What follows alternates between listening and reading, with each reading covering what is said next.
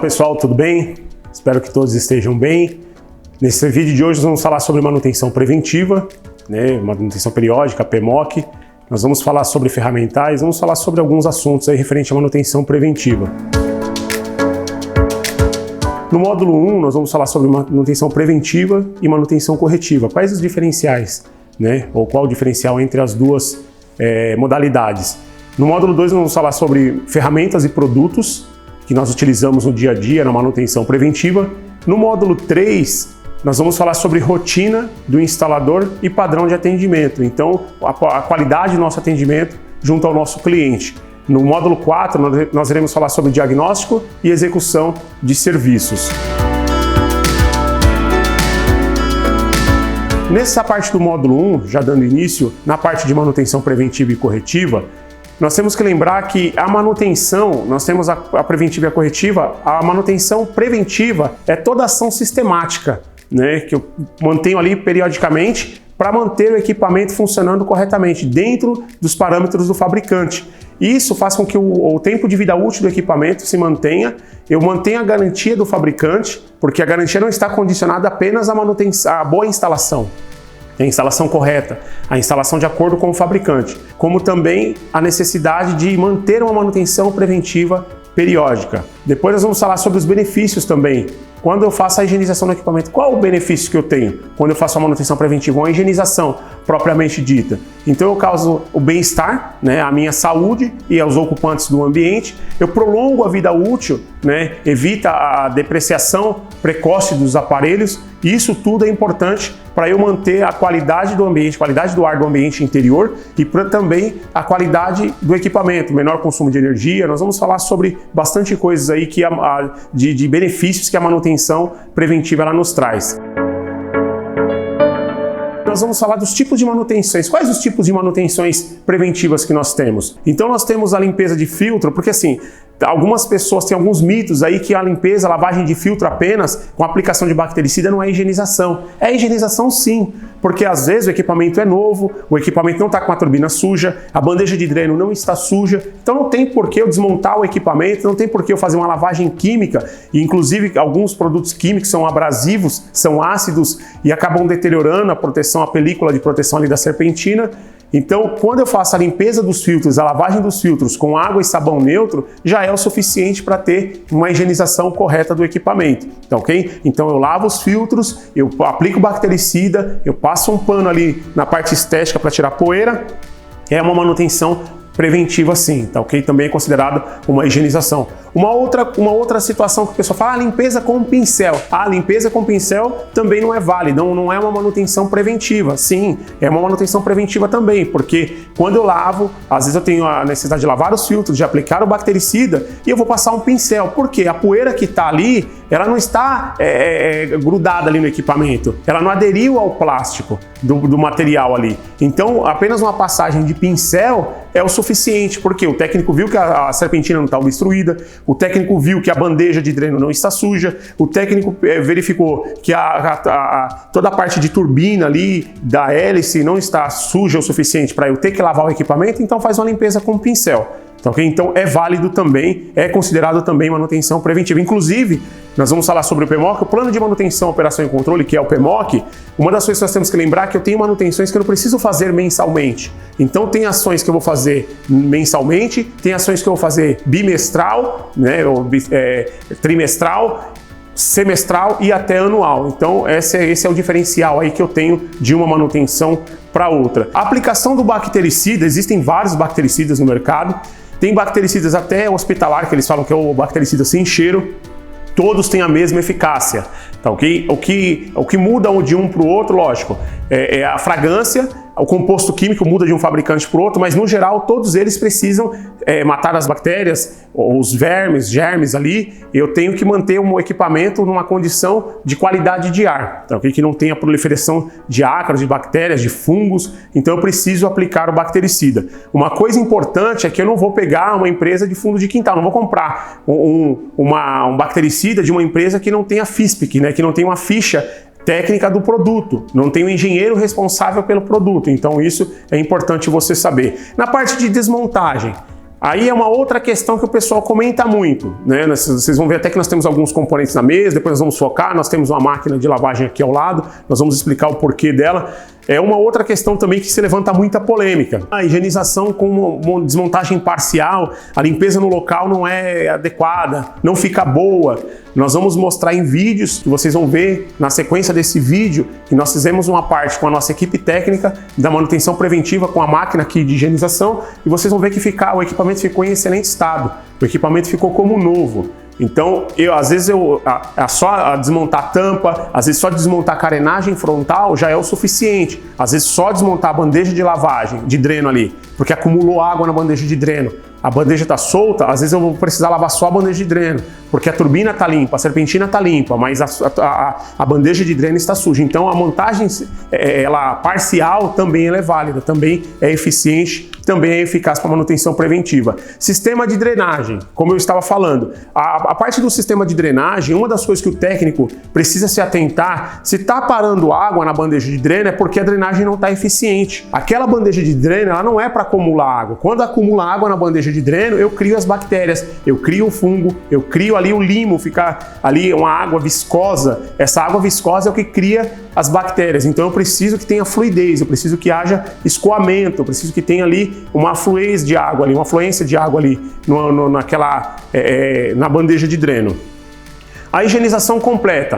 Existem vários tipos de higienização completa, né? Quando eu falo de higienização completa, tem com bolsa de lavagem, tem sem bolsa de lavagem, tem aquela que eu retiro a máquina completamente, eu desinstalo a máquina e instalo ela novamente. Então, vocês vê vídeos aí, mais vídeos de especialistas aí na área também, de vários tipos de manutenções, várias formas, melhor dizendo, de fazer a manutenção. No geral é a mesma manutenção, só que feitas de forma diferente. O resultado final deve ser o mesmo, a qualidade do ar interior, o equipamento limpo, o equipamento higienizado. No nosso caso, nós estamos utilizando bolsa de lavagem. A lavagem que vocês estão vendo nessa filmagem, vocês estão vendo a imagem do equipamento todo desmontado no chão, né? E essa parte que a máquina está toda desmontada, essa máquina ela foi retirada do equipamento e aí eu tenho alguns problemas, vamos dizer assim. Porque eu preciso despressurizar o sistema, eu preciso recolher esse fluido refrigerante, eu preciso fechar as linhas ali, tampar as linhas, aí eu desmonto o equipamento, higienizo o equipamento e vou precisar remontar e instalar no local. Eu tenho riscos de repente o equipamento não voltar a funcionar, eu vou ter que fazer teste de estanquidade novamente, eu vou ter que dar carga de fluido refrigerante ou liberar ali, fazer o vácuo, então eu tenho todo um processo que eu tenho que fazer. Então é mais custoso, né? Sai muito mais caro para o cliente, é muito mais demorado, porque na casa do cliente você não vai conseguir fazer essa manutenção, você vai precisar levar para a oficina para fazer essa manutenção. Então tudo isso eu tenho que pensar na hora de eu fazer a manutenção. Então nós vamos aplicar com a bolsa de lavagem, porque os riscos são menores, a eficiência da manutenção é muito eficaz, esse tipo de manutenção é muito eficiente. Então nós vamos manter com essa apresentação, né, que nós vamos fazer para vocês, está baseado na montagem da bolsa de lavagem, tá ok? A máquina que nós vamos usar também é lava-jato, porque quando você desmonta todo o equipamento, alguns técnicos falam, mas quando eu desmonto todo o equipamento, eu lavo com uma máquina a jato, né? Que eu tenho ali uma fluidez de água. Vocês vão ver que nós lavando com a bolsa de lavagem também é com produto químico, né? Nós procuramos usar produto não tão abrasivo. Aí o pessoal fala, tem produtos que são abrasivos, eu não vou falar a marca de nenhum fabricante aqui, nenhum tipo de produto. Mas você tem detergentes desengraxantes, detergentes desengordurantes, que às vezes eles corroem a superfície, eles corroem ali o equipamento, a serpentina, as aletas ali, eles corroem. Então o que o fabricante ele fala? Sobre a diluição do equipamento, nós vamos falar mais para frente. A manutenção corretiva, diferente da preventiva, é toda ação sistemática, né, de resolução de problema. Então, apresentados, né, pelo aparelho, seja ela de origem de instalação ou do desempenho, ou seja, do fabricante também pode vir o problema, ou da instalação, ou até mesmo de utilização. Então eu tenho aí a manutenção corretiva, na verdade ela não é, desculpa, até corrigindo, ela não é toda ação sistemática, porque a manutenção preventiva ela é uma sistemática, né? Eu tenho uma sistemática. Na manutenção corretiva não necessariamente. Agora se eu faço a preditiva, que nós não vamos falar aqui, mas só para separar uma da outra, dentro da preventiva eu posso fazer essa manutenção programada. Na corretiva já não. A corretiva normalmente é uma parada inesperada. tá? Então, só corrigindo, é uma parada inesperada, que essa parada inesperada que eu tenho, o que acontece? Tá funcionando o equipamento, de repente parou, o técnico vai lá, ele precisa trocar uma peça, ele precisa fazer um reparo, ele precisa fazer um ajuste, tá com baixa carga de fluido refrigerante, tá com algum problema. Então, isso aí a gente tem que se atentar para que a diferença de uma manutenção e de outra. Os benefícios da higienização. Então nós temos normas, inclusive normas de trabalho para ambientes corporativos. Nós temos aí normas, por exemplo, a NR17 no artigo 4, das condições ambientais no trabalho. Então vai falar sobre umidade relativa, vai falar sobre a temperatura de conforto, por exemplo.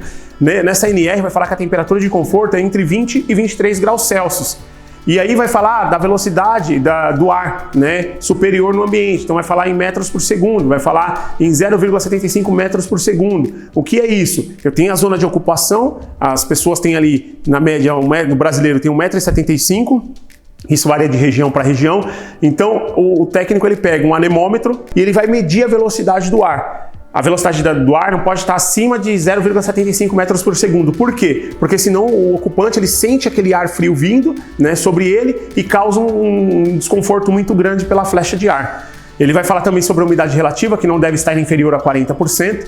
Então, entre 40% e 80% é uma umidade relativa boa. 70%, 80%, às vezes já começa a causar um desconforto, 90% já é desconfortável. Algumas regiões como Manaus, que é muito úmido, você sente um desconforto pela quantidade excessiva de umidade no ar. Só que uma região muito seca, às vezes também como Brasília, causa um desconforto. E o equipamento condicionador de ar, o que ele vem fazer? Ele vem causar um equilíbrio, ele vem proporcionar, melhor dizendo, um equilíbrio na umidade relativa. Então ele mantém entre 40% e 60%. Então está totalmente dentro das normas de ambiente de trabalho. O regulamento técnico também do Ministério da Saúde fala da qualidade de áreas interiores. Então tem uma portaria do Ministério da Saúde, que é a 3.523, né, de 28 de agosto de 1998. Nós vamos falar, ali vai abranger bastante coisas ali do PMOC. Então nós temos bastante informações que nós precisamos nos atentar para fazer as manutenções preventivas. E nós da Leveros estamos procurando nesse vídeo passar para você a importância de cada um desses passos e de cada um desses itens. E você, parceiro, faz parte, né, dessa nossa aplicação desses padrões no campo. Nós estamos trazendo esse vídeo hoje para vocês, para que vocês entendam como que você deve proceder no campo, no dia a dia, para proporcionar aos nossos clientes uma qualidade do ar interior. Da higienização, quando eu falei das normas, eu tenho também a ISO. A ISO ela em paralelo com a ISO 9141. Ela está em paralelo com a do Ministério da Saúde. Então eu tenho normas paralelas também que servem como balizamento, porque alguns órgãos públicos, alguns locais públicos que têm aglomerações de pessoas, eu tenho normas específicas. Então você, parceiro, se atentem a isso. Um exemplo, o bactericida para hospital. No hospital eu não posso utilizar, em clínicas, em hospitais e até em empresas, não é aconselhável reutilizar o bactericida, que seja um bactericida que ele tenha ali uma fragrância. Ah, é lavanda, é floral, é eucalipto. Não, eu preciso usar a que seja a inodora, que não tem cheiro, que não possui fragrância, tá? Então isso é importante.